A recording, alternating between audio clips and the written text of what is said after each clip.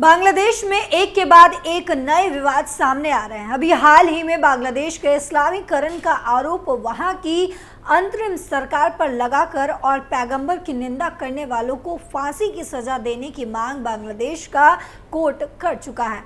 ऐसे में जब हिंदुओं को लेकर लगातार बांग्लादेश में ऐसी घटनाएं हो रही हैं, तो ऐसे में एक और नई घटना से पूरा बांग्लादेश सड़कों पर उतर आया है और भारत में भी इसको लेकर विरोध हो रहा है। तो चलिए पूरी कहानी से आपको रूबरू करवाते हैं। नमस्कार, कैपिटल टीवी के स्पेशल स्टोरी देख रहे हैं आप। मैं हूं आपके साथ पल्लवी सिंह।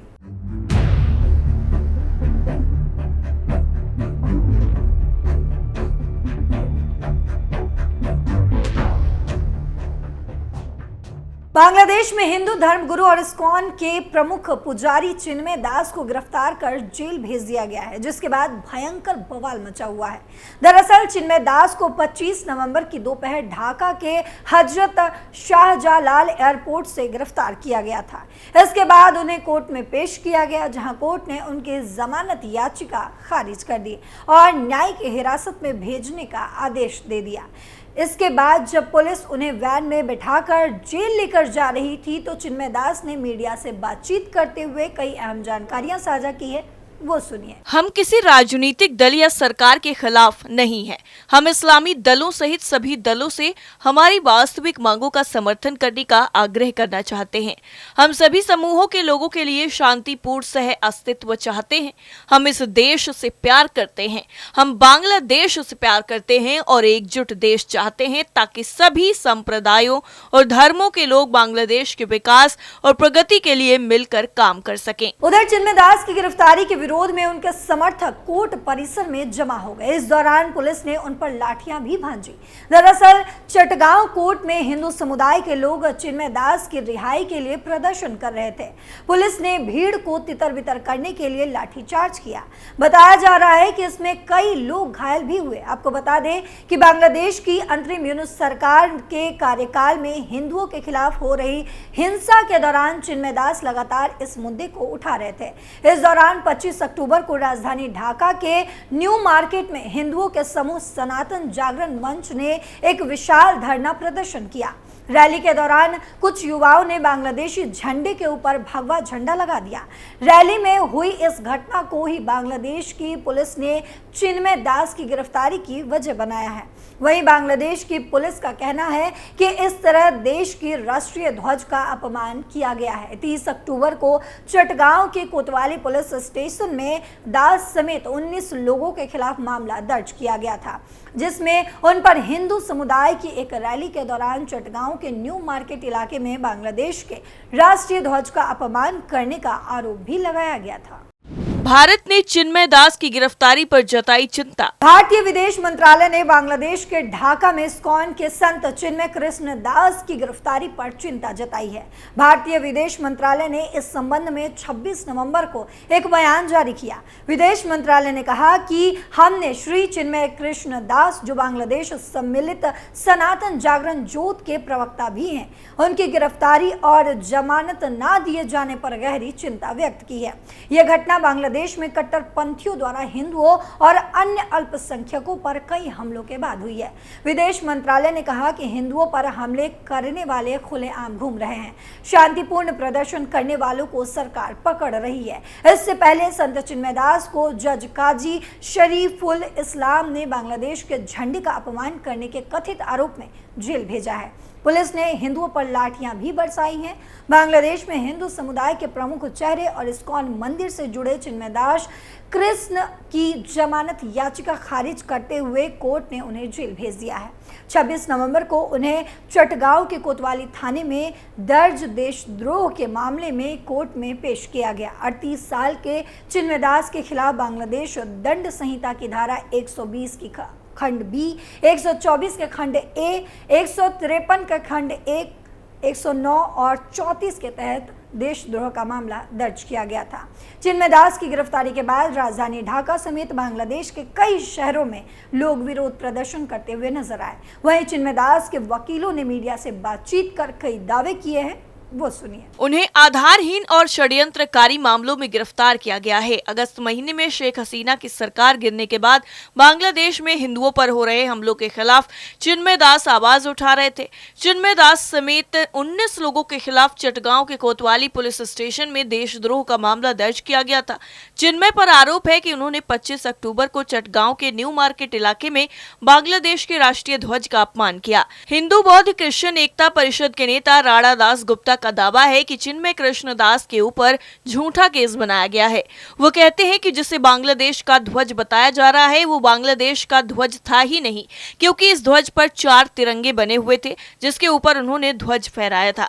बांग्लादेश सरकार किसी न किसी तरीके से अल्पसंख्यकों की आवाज को दबाने के लिए झूठे केस बना रही है। वहीं युवा एवं खेल मंत्रालय के लिए बांग्लादेश की अंतरिम सरकार के सलाहकार आसिफ महमूद साजिब भुइया का कहना है कि अगर चिन्मय दास देशद्रोह जैसी घटना में शामिल हैं तो उन्हें कोई रियायत नहीं दी जाएगी। ढाका ट्रिब्यूनल ने चटगांव मेट्रोपॉलिटन पुलिस के अतिरिक्त उपायुक्त काजी मोहम्मद तारिक अजीज के हवाले से बताया गया है कि चिन्मय कृष्ण दास के खिलाफ कोतवाली थाने में देशद्रोह का मामला दर्ज है और उसी सिलसिले में उन्हें गिरफ्तार भी किया गया। रिपोर्ट्स के मुताबिक चिन्मय दास को बांग्लादेश पुलिस की खुफिया ब्रांच ने गिरफ्तार किया था। आरोप है कि ढाका से चटगांव जाते वक्त सादे कपड़ों में बांग्लादेश की खुफिया पुलिस ने उन्हें गिरफ्तार किया। बांग्ला सर्विस के मुताबिक अंतरिम सरकार के प्रमुख मोहम्मद यूनुस के प्रेस सेक्रेटरी ने बयान जारी कर पुष्टि की थी कि चिन्मय कृष्ण दास को गिरफ्तार किया गया है। कौन है चिन्मय कृष्ण दास? ढाका ट्रिब्यून के मुताबिक हाल ही में बांग्लादेश सनातन जागरण मंच और बांग्लादेश सम्मिलित शंख लघु जोत का विलय हुआ था।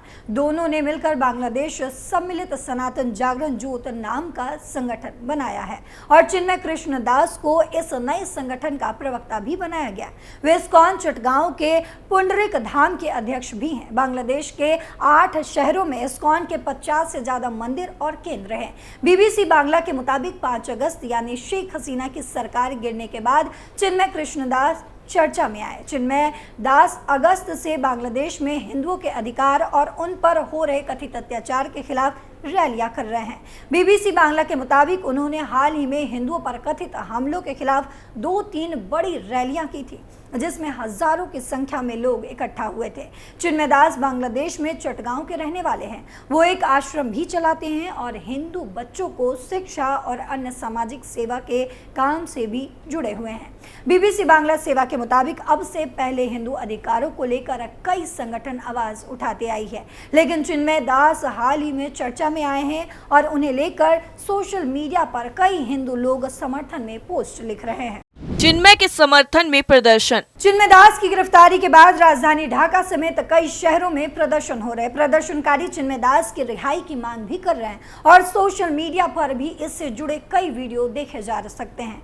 ढाका ट्रिब्यून के मुताबिक बांग्लादेश सनातन जागरण मंच के नेतृत्व में सोमवार शाम को प्रदर्शनकारियों ने चटगांव के चेरागी चौराहे पर प्रदर्शन किया। वेबसाइट के मुताबिक सनातन जागरण मंच ने प्रेस रिलीज जारी कर चिन्मय दास की रिहाई को लेकर देशव्यापी प्रदर्शन की भी अपील की है। इस्कॉन का पूरा नाम international society for Krishna corporation है।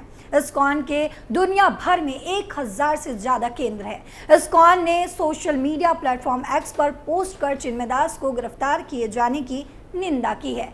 इस्कॉन ने अपने बयान में कहा, हमें परेशान करने वाली खबरें मिली है कि इस्कॉन बांग्लादेश के प्रमुख नेताओं में से एक श्री चिन्मय कृष्ण दास को ढाका पुलिस ने हिरासत में ले लिया है। इस्कॉन का दुनिया में कहीं भी आतंकवाद से कोई लेना देना नहीं माना जाता। ऐसे बेबुनियाद आरोप लगाना अपमानजनक है।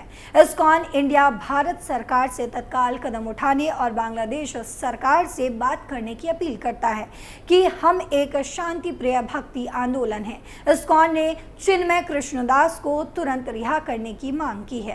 वीएचपी ने जारी किया बयान। विश्व हिंदू परिषद के अंतर्राष्ट्रीय महामंत्री बजरंग लाल बांगरा ने भी चिन्मय कृष्णदास की रिहाई की मांग करते हुए एक बयान जारी किया है। उन्होंने कहा कि बांग्लादेश प्रशासन द्वारा वहां के एक हिंदू इस्कॉन मंदिर के मुख्य पुजारी को गिरफ्तार करने का समाचार बहुत ही चिंतनीय है। बांगरा का कहना है कि वीएचपी की इस कायरतापूर्ण और अलोकतांत्रिक घटना का पुरजोर विरोध करता है। उनका कहना है कि इस्कॉन या हिंदू समाज के संगठनों ने अपने उत्पीड़न के विरोध में हमेशा लोकतांत्रिक तरीके से प्रदर्शन किए हैं और कभी भी हिंसा का जवाब हिंसा से नहीं दिया है। इस तरह के शांति प्रिय समाज के नेतृत्व की आवाज को दबाना अलोकतांत्रिक, अमानवीय और हिंदू समाज के मानवाधिकारों का हनन है। बांगड़ा का कहना है कि दुर्भाग्य की बात है कि वैश्विक संगठनों को जितनी चिंता व्यक्त करनी चाहिए थी वैसी नहीं की गई। वीएचपी सबसे मांग करती है कि बांग्लादेश में हो रहे घटनाक्रम को ध्यान से देखे और वहां की सरकार पर दबाव बनाए कि हिंदुओं के मानवाधिकार की रक्षा की जाए। उन्होंने कहा कि इस मामले में भारत सरकार भी सावधानी से काम कर रही है, लेकिन हिंदू समुदाय का उत्पीड़न एक सीमा के बाद स्वीकार नहीं किया जाएगा। यानी कुल मिलाकर बांग्लादेश में एक नए मुद्दे का जन्म हो गया है जो इस वक्त सबसे ज्यादा हॉट टॉपिक बना हुआ है। स्पेशल स्टोरी में फिलहाल के लिए इतना ही। बाकी खबरों के लिए देखते रहिए कैपिटल टीवी। नमस्कार।